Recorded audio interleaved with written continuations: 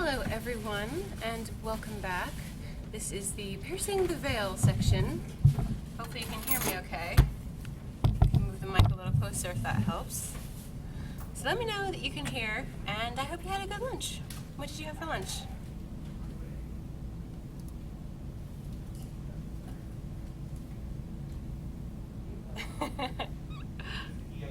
Intro video, yes. Can you hear me? Is chat gonna catch up? Yes, you can. Great.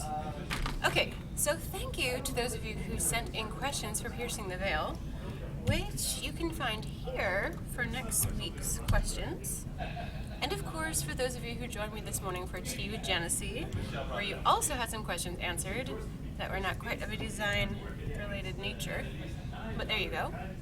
So today, if you don't know what Piercing the Veil is, it is a long time ago, early days, we used to have people write in questions for Mark Jacobs to answer, and we would write answers, and it was a segment called Piercing the Veil that you could read on the website. Now, we're going to do it in verbal form. So those of you who wrote in questions earlier, these are some of your questions. The stream starts and stops. You're seeing laggy. Is anyone else seeing laggy? Yes, let's make sure we're not. Anyone else seeing laggy stream, or does it look okay for you? Mine looks green. It should be streaming correctly, etc.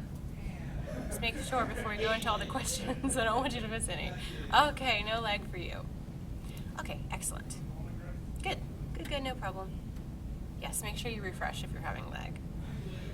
Okay, so instead of staring at my face the entire time as we have these questions, I thought it might be fun for you to see a little bit of the video that we had a week ago with one of our backers, Necromaniac, who was building in Cube.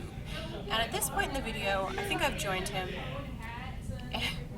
and he has begun to show some other different kinds of buildings that backers have sent him. So these are not all his buildings, but they're ones that he's featuring. You want to just stare creepily. Okay, well, it'll be time for that later. Alright, so let's look at that. And you can watch some pictures of buildings and things that you can do in Cube while I tell you answers for Piercing the Veil. There shouldn't be any sound there or anything messing it up. So let me know if you hear any odd sounds, because it should be muted. Okay, so first question.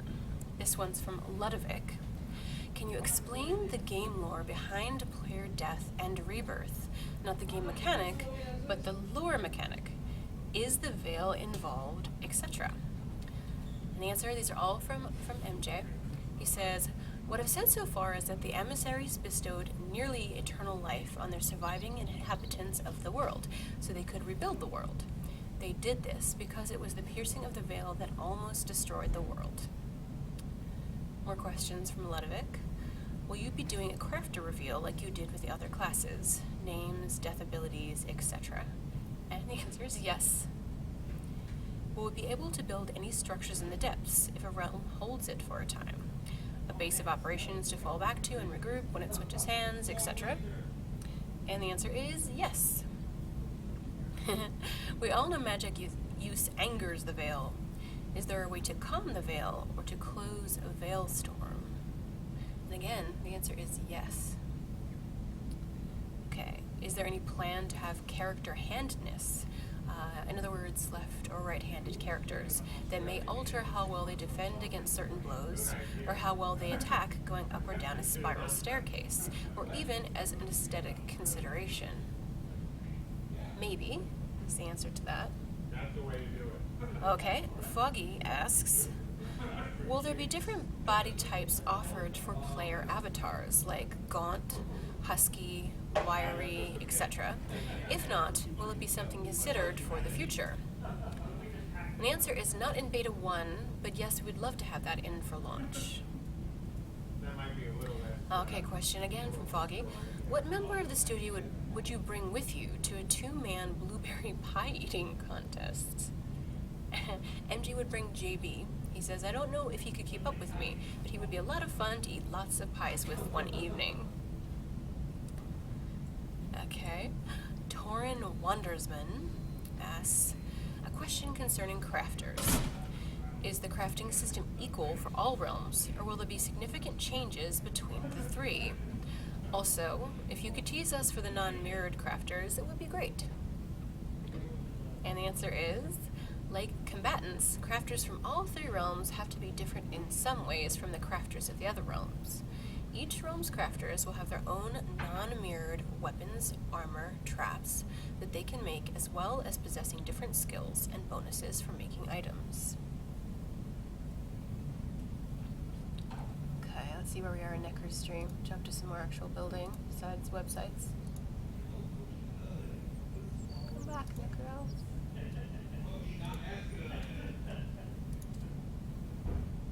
It's just like showing paperwork now. Alright, let's jump earlier. You can see some of that stuff.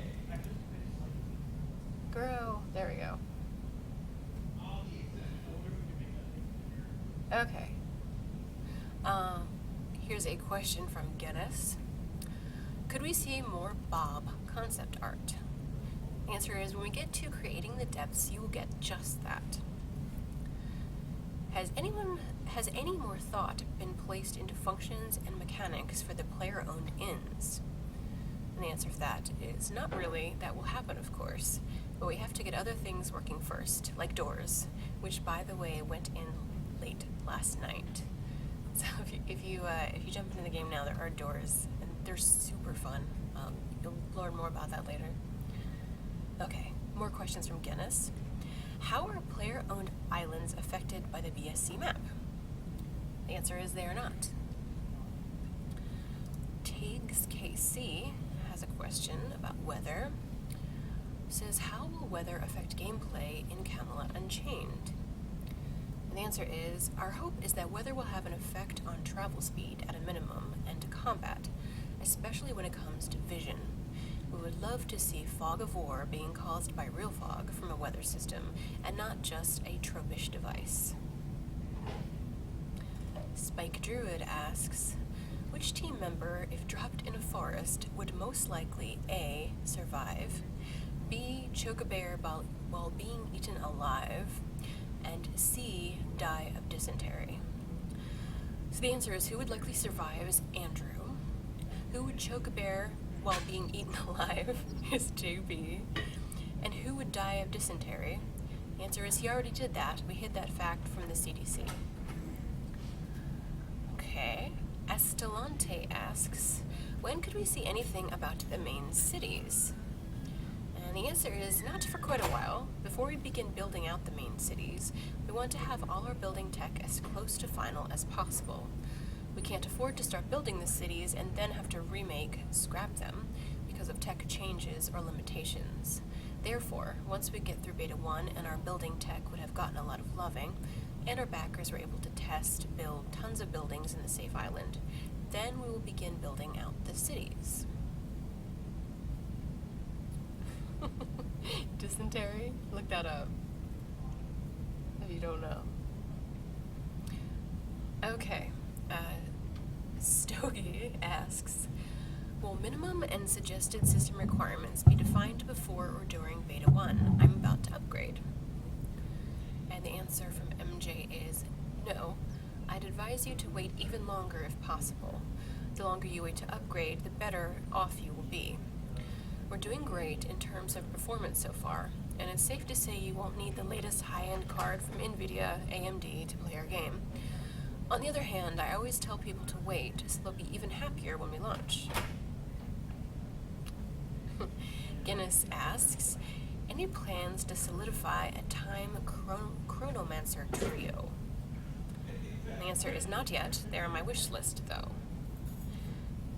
Guinness follows up with, how about a sapper engineer trio? Maybe this could be extended form of the crafter. And the answer is same as above.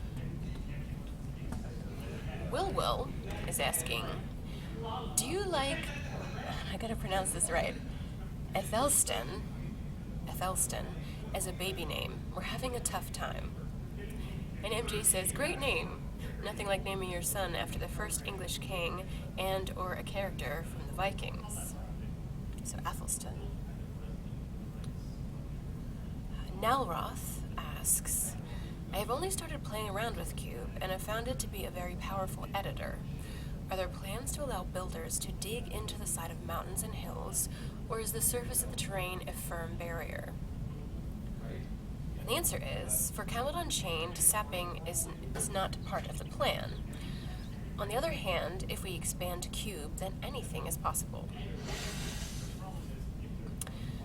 Calcifer asks, are we going to have Dark Age of Camelot style guild cloaks and a die system? And the answer is we're going to have our own die system. Audrey says, you will lose progression if you don't use specific components on one character. Let's say you no longer use a sword, so your sword skills will become less effective. But I remember he, meaning Ben or Mark, said something about alts as well. So you play a character for several months, and after that you roll a new character and retire the first one. Will the ability components on the old character decrease over time, or will they be saved? You still play with your account, but with a new character instead of your old one? And the answer to that is, degradation of your abilities over time will be something that we will discuss with our backers. I like the idea of people being able to let their skills degrade if they want them to, but I don't want to punish people unfairly if they didn't want the skills to degrade and they are still actively playing the game. Medic asks, does the damage and TTK we see in testing currently simulate characters wearing armor? Or will damage go down and TTK go up compared to now when the programming to have armor provide damage mitigation is added? The answer is no, we weren't trying to emulate characters wearing armor nor the time to kill. Another question from Medic. There were long stretches of time without new things for backers to test during Alpha, while core tech was being worked on. Will we see that happen again during Beta 1, or will there be a more or less continual adding of gameplay once Beta 1 starts? The answer is probably the same rhythm. Beta 1 doesn't mean that we throw all the new untested code to the Beta 1 players. That's what internal testing is for. We will follow the same progression we are now, IT to Alpha to Beta 1. This way, all the testers will continue to get some additional value from their pledge tiers, even after their time of access has passed. Nice little bonus, huh? Okay. Altharan asks, despite the game being an RVR game, can we expect something unusual about NPCs? What I have in mind is nothing BSC, just little things, like having much further sight detection unlike usual NPCs, who you have to plant yourself in to face to react, or randomized appearance to avoid that every little villager in the world is the same mustache dude. After all, we are not bound to the same limitations than the Lambada theme park, where you have to put high-density quest areas, which I guess are why the NPCs can't be allowed to see much further than a stone throw. And still my guess, the multiplication of high-density areas being the reason why a server can't afford to store appearance data and use clones of unique presets, is there are usually too many NPCs to track. So maybe something can be tried on them, and if so, what? The answer to that is yes, and we hope more. Lotween asks players questions here about cities. Will players have a hand in creating the home base cities for launch, or will that be entirely dev designed? Or will it simply be a single castle for the king, surrounded by empty plots at the moment of launch? And the answer is, I hope we can enlist some of our best builders to build something really special for us. As you can see, watching one of our builders right now, Necromaniac, who did a stream last week where he did 24 hours of building in Camelot Unchained. And you're watching him begin to build a building right here. Thought it might be a little more exciting than just watching me talk. Okay. Takes KC asks, I want to hear more about the emissaries. When can we expect part 2 of that story? And the answer from MJ is, whenever I get enough spare time to actually write it down. I know the story, I just haven't found the right time to actually write it. Plus the reveal is a big deal in terms of the backstory for the game, so... Foggy asks, Now that you've been doing the user stories for a while, do you believe they've been working as intended? Or if you could, would you have done something a bit different? MJ says, I love them and want to do more with them going forward. Question. There's some nice involvement from the community to add to the game, such as the mod squad's work on the new patcher. Is there any other instances of community involvement that either surprised you or made you smile? And the answer is just the usual generosity of spirit and thoughts of some of our backers. It really does make up for the ones that make you weep for humanity at times, like the ones who demanded a refund when Lady J got sick because, well, what if she died? Or the ones that treat every little perceived slight disadvantage as a world-ending event. When I see those folks, especially in light of what has just transpired in Brussels, I get a little bit sad. Okay, next question. When you do cons like MagFest or DragonCon, what's the most common question you get asked? Answer is, excuse me, do you know the way to the bathrooms? In truth, I think the two most common questions have been whether this is Dark Age of Camelot 2, or will there be PvE in the game? Question. As you may have heard, a bunch of us are going to be at PAX East. Do you and or studio plan on making an appearance, perhaps a panel? The answer is we were thinking about it, but we won't be there with the studio. Another question. Once the criteria for Beta 1 has been met and officially announced, what would be the first order of business? The answer is I would love to have a break the build test. Okay, next question. You've been streaming the studio live every morning for a couple weeks, and we've gotten to view you guys doing stand-ups. Could you stress the importance of that exercise and how it's paid off thus far? And MJ says, we've been doing stand-ups for quite a while now. They really are quite helpful because the team gets to interact with each other the first thing in the morning. It really does work quite well. Question. We've heard there's an interview this week. Have you guys had any interviews that have gotten weird or out of control in the past? And MJ says, not with Camelot Unchained. I remember I had one horrible experience with an interview during the Dark Age days, where a supposed journalist from another country set up the interview, showed up, and then used his time to verbally attack me. No questions, just a verbal assault. Further questions? Did you know that the curiosity level about the contents of CSE Fridge is only overwhelmed by the concern of the wobbly fan over Ben's head? That's just some of the silliness that happens during Twitch chat. How does the studio as a whole feel about the live streaming you guys are doing? Answer is, overall, we'd love it. We're not streaming 24/7, so it's not all that stressful. Another couple questions from Torin Wandersman. Will every material have statistics for building and item creation, or will those be separated? Answer. All materials will have their own statistics that's already in the game. Is there any reason why there has to be a predefined group size? Technical reasons or design reasons? Smaller groups will have better communication, so there should be an organic soft cap. The answer is design reasons, not technical. And Torn goes on to ask, will there be abilities to attack the enemy's weapons or armor, like economic warfare? Answer is yes. Ben said in the class streams that the cooldowns are tied to the components. As I understand it, there are components that are necessary to execute an ability, like core, and those who can get tied in additionally, like additional. Will the ability I've created go on cooldown if the additional component is on cooldown, or only if a core component is on cooldown? The answer to that is that's something we're working on right now. And will this be customizable in the future if it's not already? The answer is yes. The Pendragon asks, will we see things from the Becoming stories in the game world besides the actual races?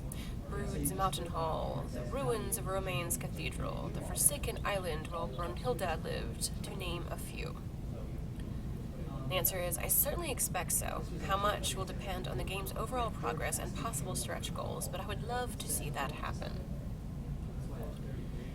Jaron Kalash asks, do Monsters Giant races significantly increase the art overhead, creating additional variations of armor, for example, compared to the more humanoid races? The answer is no, not really. They are a little extra work, but not horribly expensive. And he goes on to ask, will max height on the building plots be based off of the ground or of absolute zero? The answer is ground. Maple Switch has some questions. First one is, will we be able to create multiple chat windows and filter in-out what type of chat we want within the chat boxes? The answer is of course. Will ranged attacks be able to destroy walls if enough damage is dealt, similar to siege weapons? And then the same question except destroying trees or boulders. The answer is it depends on the ranged attack, protections placed on the structure, materials used, etc. Basic arrows should not be able to destroy a well-shielded wall made of solid steel, for example, no matter how many arrows were used. Guinness asks, will Camelot Unchained use the now standard Head Start period prior to live, or go back to one date for live launch? Okay. The answer is we haven't announced anything about that yet, so for now we're keeping it that way. Guinness has a couple more questions. Other than the funding kickstarting beginnings of the project, how similar is the excitement to Mythic Dark Age of Camelot back in 2000-2001? The answer is quite similar. Could we see a pipeline video of the class creation process? And can you decorate a logic tree for Christmas? Probably not. We don't want to spend a lot of time making videos. We want to spend our time making games. We are going to do more videos this summer, assuming our intern doesn't find a better paying, more fun job, but it isn't our main focus. Question. Poor Bob is underused. He is a handsome fellow. Could Bob be used as a cube avatar? We need more Bob.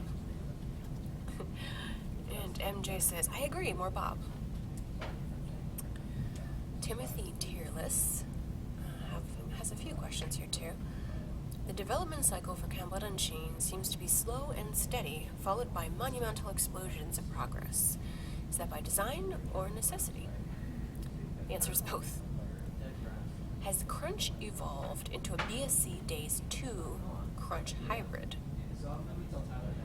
And the answer is maybe. What do you think? Maybe you should write an article about it.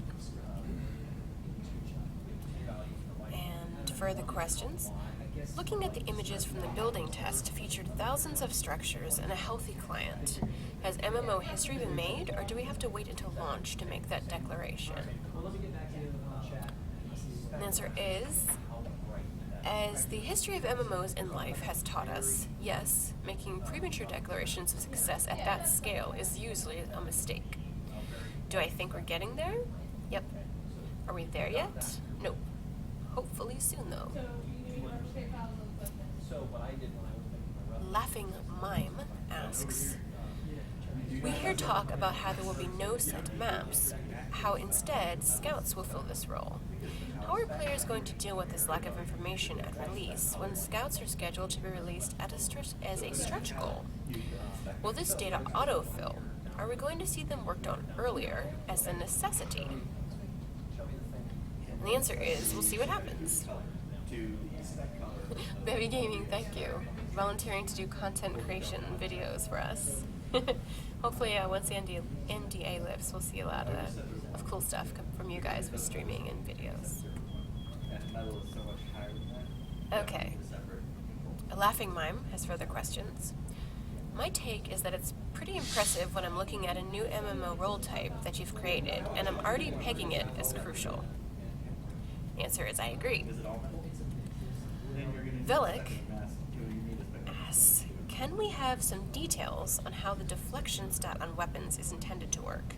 It was mentioned as being a time-based effect. It is almost guaranteed to happen.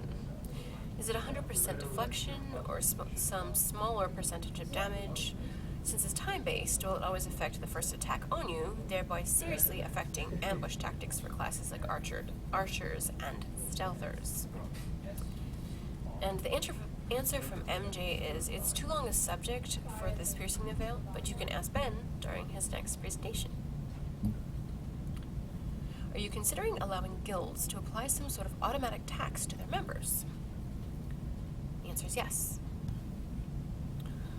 When it comes to allowing players to build in-game without preset plots, how do you envision enabling that when the ground terrain may not match that of the blueprint? Will the blueprint have some way to scoop out terrain and seed the blocks into the ground to fit uneven terrain? Or will it simply apply to some similar terrain leveling system? The answer is yes, a terrain leveling system is necessary, absolutely. Lucillus asks, there has been much discussion on the forum regarding the progression system, i.e. the King's Report. The daily report will reward players based on their contributions the previous day. The daily report will be a black box of progression that is meant to have players focus on the fun aspect of playing. So number 1, will my realm average progression impact my individual progression? In other words, will there be an upper limit to my daily progression based on how fast the average player base is progressing? The answer is I hope not. Number 2, in the black box of progression, does City State Entertainment intend to level set in any way, shape, or form in order to keep the gap between the average player base and the more hardcore player base small? And the answer is no. The gap is addressed by the things such as horizontal progression already. We're not going to try to even the gap more than that, since that would end up actually favoring the players who don't have as much time to play, and we don't want to do that. However, those players who have less time to play and who actually contribute to the realm during that time will be quite happy with the results. Ultimate, no, I did not trap him into a magic 8-ball answering system where he had to shake it and say yes, no, or maybe. That's funny though. That's very funny. Okay, number 3 question by Lucillus is, the Vox crafting mechanism appears to be planned to have a time gating mechanism. Why is it being designed this way? Even if it is for limiting the inflow of goods in the market, it comes at the cost of narrowing the gap between a pure crafter and everyone's personal crafter. If the max creation output of the Vox is 2 hours a day, it's easier to be a top-level crafter with an alt.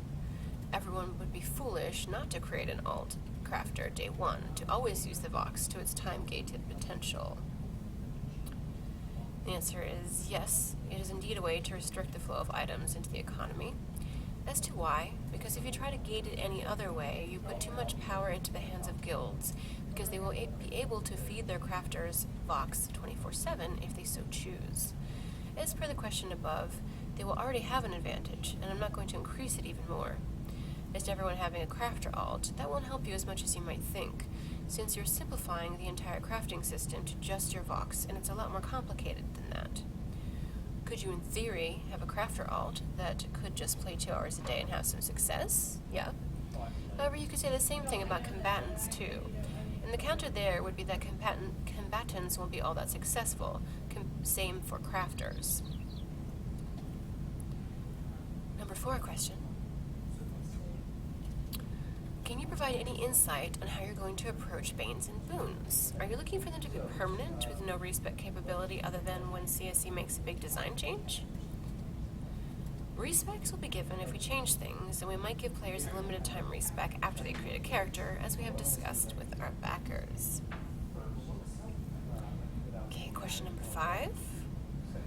Should a Bane exist that reads, you cannot heal anyone but yourself. However, your self-healing is increased by 15%. If you were planning on playing a solo hybrid healer, not only does this Bane not have an impact on you, you were playing just to heal yourself anyway, but you also would get a benefit, 15% more healing power. How do you intend to not have these scenarios occur, in which a Bane is actually a boon under certain circumstances? The answer from MJ is, I don't think that they need to be addressed. That's no different than a mage type choosing a Bane that weakens their strength, and they use it to balance out a boon. Silver Ghost asks, are hit points going to be different for different body parts in the future? What's the plan for hit points so that everyone doesn't always just aim for the head or torso, since those are the kill zones? Answer is yes, and that's what armor is for. Plus, the chance of hitting the head is lower in real life, so you have to balance out the chance of a headshot versus the chance of a body blow. Audrey asks, what is the difference between voxels and the cube system blocks, and why did you choose the cube block system? The answer is, voxels allow you to alter the state of an object at a very small level. Blocks allow you only to manipulate the entire block at a time. As to why, it's easy for players to work with, and when you want to calculate building integrity, stability, on a block-by-block, real-time basis across an entire server of buildings, it is already incredibly difficult, and using voxels would have made that much harder. Okay, and we are now at the end of our Piercing the Veil questions. So let me give you a link. So for next week you can add some more, and also so you can see the ones that have already been answered. So what do you guys think of that? Do you have more questions for next week? It looks like some of you, like Sacrix, are asking other questions, so hopefully we'll put them in there so you can have them for next week. There's some that have been in the last few days or so, I guess, too. Latween is asking me if I made it through the Gauntlet of Death last night. The answer is yes. Yes, that did happen. Okay, so I think to fill some time, maybe we'll get a little bit of Ben Q&A in a little bit. But first, if Max is available, which I don't know if he is, are you available for a short game before we have Ben come over and answer some stuff? Sure. Okay. I know that a lot of you are writing, and I have to sometimes read what you're asking, and sometimes the pronunciation is a little bit interesting. So Max is the master of pronunciation of our various races, generally the races, the classes aren't so hard to pronounce. And I thought it would be fun to take a few minutes and see if we can pronounce your names, some of which are easier than others, and you can tell us if we're correct. Yes, Max. I will see if you're correct. It'll be a short game, promise. And then I think if Ben has a few minutes, he might pop over too. How is McSquidly do? I can see Cthulhu is back there. Cthulhu McSquidly has been his name from last night. So if I wanted to take that as McSquidly, yes. Is there a gameplay video up anywhere? And now you can pronounce the name. Elzizo. Elzizo? Is that right? I would say Elzizo. Adri Cortesia. That one's not too hard. That one's my guess. Okay. Is there a gameplay video up anywhere? Yes, we do have Lot of weed. we do have a YouTube channel where there are various things where you can see us working on the game. Like last night, Tyler was working on environmental art, and you can see some of what the game looks like there. But you can also see some of us running around. So if you want to call that gameplay video, then there you go. Yeah, I get points from Elzizo. Oh, was it right? Yeah. Elzizo? I'm the first person to get it correct. How do you say it? Is it Jaron Kalish? No, it's Jiron Kalak. Jaron Kalak? Probably. Well, I don't know. Is it right?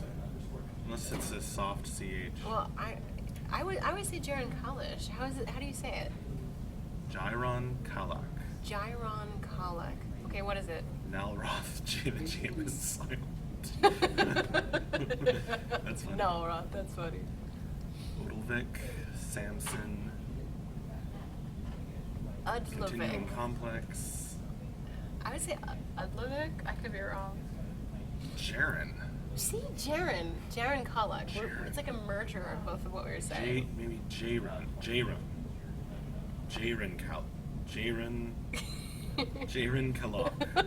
Jaren Kalak. What's the name for the Berserker, Max? That one's surprisingly difficult. What? What's the name for the Berserker? Oh, the Ulf Hevnar. Uh-huh. Or something approximately like that. Ulf Hevnar. Jarin Kalala. Because the way to pronounce Old Norse is to just sound really grouchy and like it's early in the morning and you haven't had your coffee yet. Ulfjednar. Okay. Zadrid. I feel like Zadrid. Zadrid, Krakenmeister, Meister. Is he T? Sacrix, Silver Ghost. Silver We're good Ghost. with that. I think we can handle that one. Bevy Gaming. I'm Vizier. saying Bevy. I could be wrong. Bevy Gaming. Oh Izzy, wow. Izzy T. Is it Izzy T? Or It's a T. It's a T? Could be is a T or It's a T. We both got yours Is a right. T. Nearly. Okay. Ipsen. Is pronounce it more German. Silver Ghost 02, okay. Pronounce Izzy T more German. I don't know. I don't speak German. Mm. I wear that title with pride, Sacrix. Oh wow. Hameland. Hameland? What is it? I think Hamelandi? Ijiti. I think Ijiti was right. Ijiti? But Okay. I'm not sure. Hamelandi? How would you say that? Oh Hameland, gosh, now everyone's speaking Hameland. of Yairkun. Yairkun? Okay. Biva. Biva Gaming. Irakun, Okay. Oh, you'd like say raccoon, but with an ear. with an ear. Sac-RX. RX. Okay, Okay. that works. Now Roth got it right. Oof. Yeah, that's right. That's right, Adria Cortija. It's ZT. It's a T. Okay, it's a T. Yeah. Too easy for Max. Another troll pronounce for it, or Max cheats. I didn't cheat. There, see? BV or Bevy? I'm guessing BV See, Gaming? Biva. So they're saying Biva. In Scotland. Sanglet. Biva. Cleanse Cersei. We're pronouncing. I would say that Pronouncing too. your names. I would say that too. We're trying Sanglet. to. We're trying to. For a few minutes. Well, we'll grab Ben, but I don't want him to take too much time. Halloween. It's like Halloween, but Halloween. Bowmancer. Zarin. Zarin. That's easy. Sac prescription. Frozen Toe. Cleanse Cersei strikes me as possibly a Game of Thrones fan. Because even though Cersei's a very classic name, there's some not so great Bevy. fans of Cersei. Oh, like a bevy of gamers. Yes. Because that's probably not what you'd call a group of gamers. Bevy? Is there? I don't know the group word It's a for flock that. of gamers? A merger of gamers? I don't think so. I'm sure I could look it up though. Is there a real term for Yeah, I'm sure there is. Really? Bowmancer, it's not right? Oh, we always fail to get yours wrong. Well, that's okay. Fails to get it wrong. So we he, are he correct. wants us to say Bowmancer. Yes. Thanks, Oran Qual. Oran. Oran Cole. Oran Cole? It's either Oran Cole or Oran Qual. Enric? A murder of gamers. That's what it's like. Murder of gamers. That's what I think. An H-man of gamers. You're funny. Potato.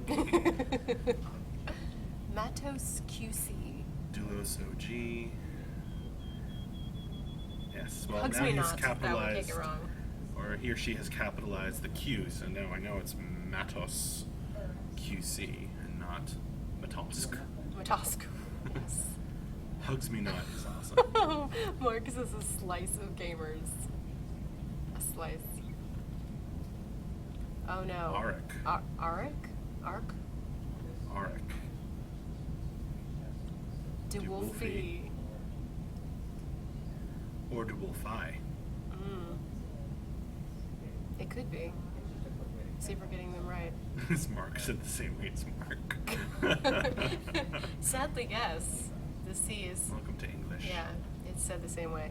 How would you change it? Mark and Mark. Add a Y Why? to one of them. I'm not going to say which one. You already said no Marky. A toxic of gamers. Nice. Very nice. Okay, Clan Cersei. I know. Cersei's a very classic name. It doesn't have to go with Game of Thrones. That's why they picked it. But because of the cleanse, it could is have been why a I got transliteration stuck on of the Greek it. There you go. Kirky. Oh, Something like Zarin that. wants to know what Jaren's name is. Jaren was right, but the Kalak, or whatever, yours was right. The second half of it. Marky Mark, no. Apparently it's Jaron Kalak. That's why we just say JK. It makes it easier for everyone. Bramble. No, that's true. Is it Foggy or Foggy? I like to It's say Foggy. It's Foggy. He just puts the E in there to confuse you. Okay. Nice. Jaren because.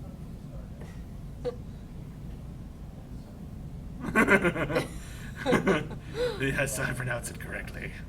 Yes, Eldefic, I don't think we're really talking about that particular intern that you were talking about who's We will making the soon. videos. We will. Foggy. It's Foggy.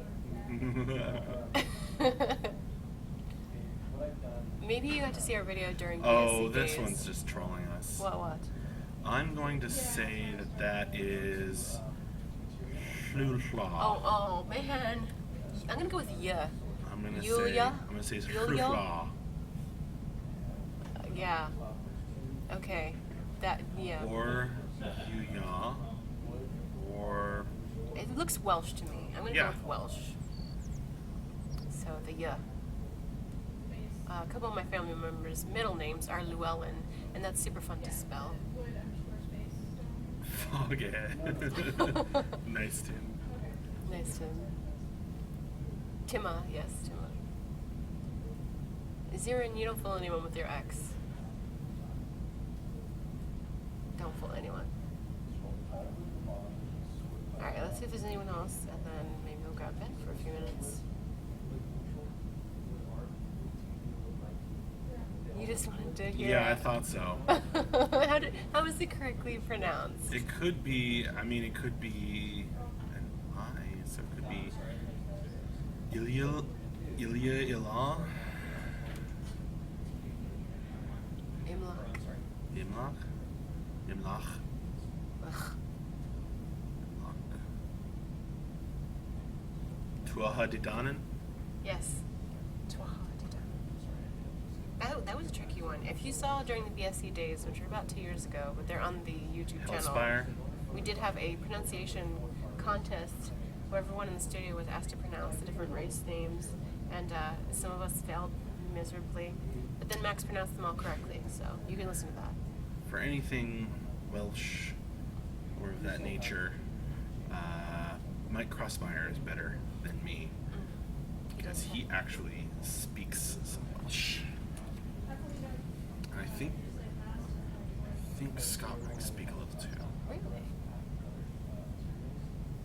I'm not going to say that, Krakenmeister. We know how to pronounce that word. Your accent, what's that name? Okay. I could sometimes. Oh, thank you, Zadrid. It is asteroids. Oh, Bevy Gaming has an unfair advantage. Oh, yeah. Welsh wife, that's just not fair. Pronouncing these names. Or disadvantage. Oh, Samson. Insulting the beauty of the Welsh language. Okay. It's Ziz, is how I say that. Yeah, or It's Z's. It's Z's. Yeah, it's Z's. You have 30 minutes for lunch, so let's do something awesome. Well, we kind of ran out of questions for Piercing the Veil. Sometimes they take longer, sometimes they don't. Oh no, Foggy, we're not going to pronounce that. Is that the longest city? Wasn't there a city that had a name that was long like that?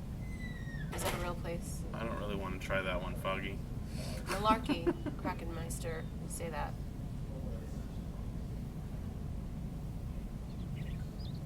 You just found the video? Yeah. From VSC days of the pronunciation. Alright, well, it looks like we're not getting a Any more names? bunch of new Okay. names, so Vizero. Vizero. Okay, let's see if Ben's around. He wants to do a couple minutes of questions because Mark's busy, and he agreed to it. So, yay! Thank you, Max, for your pronunciation guide. Let me grab Ben.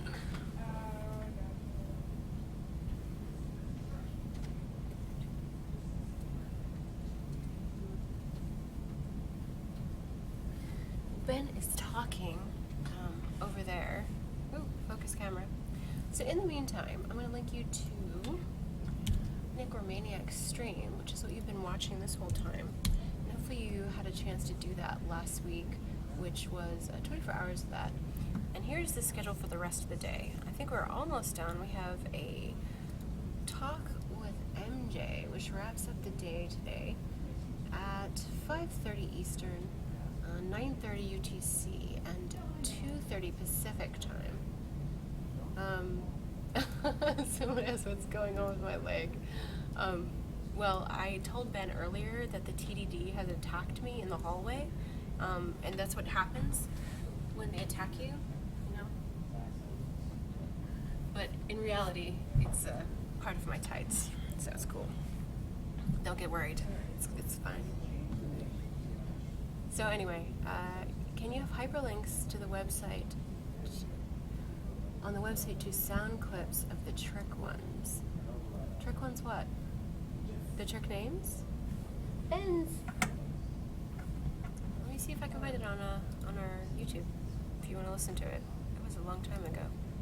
BSC playlist, which I'll link to. All sorts of fun stuff during that time. And it's kind of like this now. Yeah, here we go. Try this, it might be in here. Here's the playlist. That was a long time ago, but it was super fun. And this is kind of like that. It feels a little bit like that. So where are you? Come back. Come back to me. Okay. So I think we're going to wrap up. We're about 10 minutes early, but there's not too much more to talk about. And I think Ben is busy doing work as we crunch toward Beta 1.